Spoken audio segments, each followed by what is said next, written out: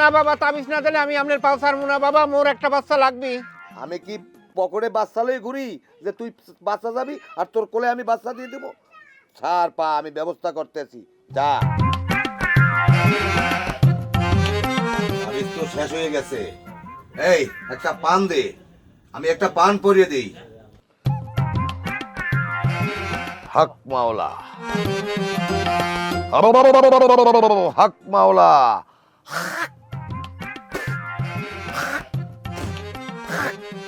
এই নে, এই স্যাপ দেওয়া পান তোর বউরে খাওয়াই দে, তোর বউর বাচ্চা হইবে।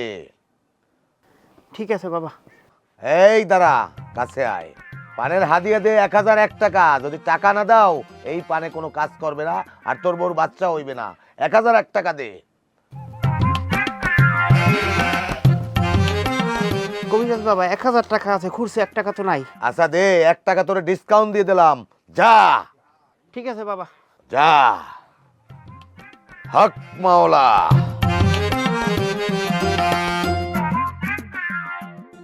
বউ একটু হা করো তো। কেন হা করতে হইব কেন? আরে তুমি একটু হা করো, তোমার জন্য একটা সুন্দর জিনিস নিয়ে আসছি। তাই? হ্যাঁ। আচ্ছা ঠিক আছে, আর করতেছি। হ্যাঁ। পান খাও। আমি ভাবলাম কি নাকি একটা পান আই না, কত রং তামাশা। এটা কবিরাজ বাবা স্যাপ দিয়ে দিয়েছে। হে হাতে পানটা নিয়ে তু এইবার 3বার স্যাপ দিয়ে পানটা দিয়েছে। আলহামদুলিল্লাহ। আল্লাহ আল্লাহ মোহর দিকে তাকাইছে, কাম মনে হয়ে গেছে। আমারে কইছে কবিরাজ বাবা যে এই পান খাওয়ার পর তোমার বউ পোয়াতি হইবে। আমার বউ মনে হয় পোয়াতি হয়েছে, কাজ হয়েছে। 9 মাসে কাজ মনে হয় 3 মাসে হয়ে যাইবে। বলদের ঘরের বলদ, আমি পোয়াতি হয়ে বমি করতেছি না। তাই? আমি বমি করি নাই। আরে তাহলে তুমি পোয়াতি না হলে বমি করছো কেন? কেন বমি করছি বুঝতে পারতেছেন না? কবিরাজের মধ্যে এক থুক হয়ে 3 মাস ছাপ দিছে, সেই মানুষের ছাপ দেওয়া পানি না আপনি আমার খাওয়াই দিচ্ছেন।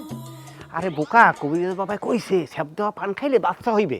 হয় বুঝতে পারছি, আপনার ওই কবিরাজ যদি পানের মধ্যে গু দিয়া কয় এই পান মন্ত্র পড়া দিছি তোর বউরে নিয়ে খাওয়া, তোর বউয়ের বাচ্চা হইব, তাহলে আপনি আমার ওটা খাওয়াই দিবেন? আরে বাবা, কবিরাজ বাবা যদি কয় হ্যাঁ তো খাইতে হইবি। সি সি সি সি সি। এই ব্যাটার মাথায় একটু গিলু নাই। আর কোনোদিনও আপনি যদি আমার কিছু আইন না দেন আমি কিচ্ছু খাবো না, কিচ্ছু না। এ আসমা, কই যাও? যাইতেছি কল পারে। যা খাওয়াইছেন সাবান শ্যাম্পু সোডা যা কিছু আছে সব দিয়ে মুখ ধুইতে হইব। এটা একটা মহা সমস্যার ভিতরে পড়ছি। ভালোই লাগে না। কি কাশেম মিয়া, এসব কি শুনতেছি আমি? তুমি নাকি 12 বছর পরে গ্রামে আইসা কবিরাজি শুরু করছো, আবার মানুষের তাবিজ কবজ দিতেছো। মেম্বার সাহেব, আমি এককাল কথাটা খারাপ হনেন নাই, কথাটা সত্যই হনছেন। হনেন, এই 12 বছর আমি সুন্দরবনের গহীন জঙ্গলে থাকিয়া সাধনা করিয়া সিদ্ধি বাবা হই আমি ফিরে আইছি।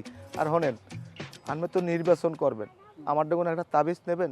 আপনি যদি তাবিজ নেন 1 চান্সে আপনি মেম্বার হয়ে যাইবেন, কেউ ঠেকাইতে পারবেন না। শোনো কাশেম মিয়া, এইসব তাবিজ কবজে এই আজিজ মেম্বার বিশ্বাস করে না। তুমি বন্ডামি বাদ দাও, যদি বন্ডামি বাদ না দাও